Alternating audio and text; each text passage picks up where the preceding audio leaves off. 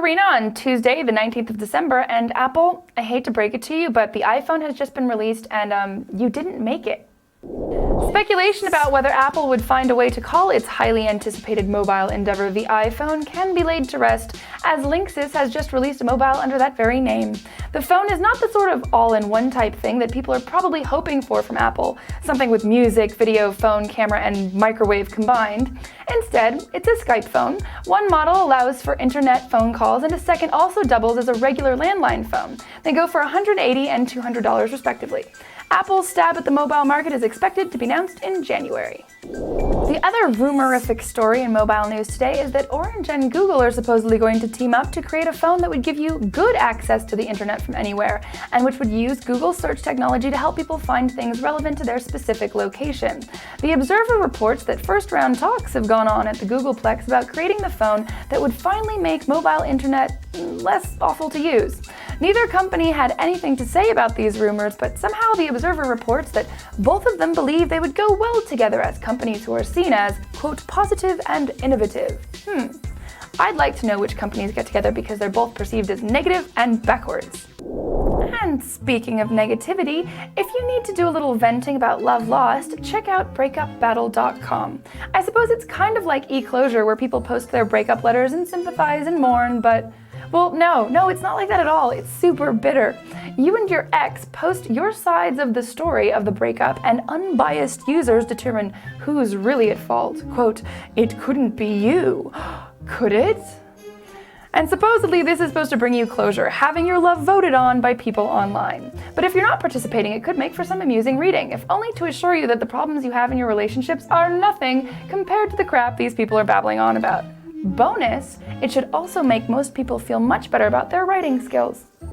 For more online interactive oddness, we go to yourbroadcaster.com. They're trying to bring online collaboration to the daunting task of making a movie. We've already seen once how well this doesn't work with community novel writing. See noveltwists.com for that one. So I wouldn't hold your breath to see the next Oscar winner come out of this process. The way it works is that people submit titles, scripts, special effects, their own auditions, or pleas to be a director, and then members vote on all the elements. They're launching soon and say they intend to make 5 feature-length films, one each in the categories of Bollywood, drama, comedy, horror, and thriller, and yes, cash prizes are involved to get you all motivated. Over to television now, and the Dutch have ditched analog. No more rabbit ears.